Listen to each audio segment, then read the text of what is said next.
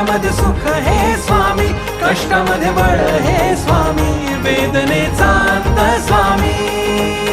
अनंत कोटी ब्रह्मांड नायक महाराजाधिराज योगीराज परब्रह्म श्री सच्चिदानंद भक्त प्रतिपालक अक्कलकोट निवासी श्री स्वामी समर्थ महाराज.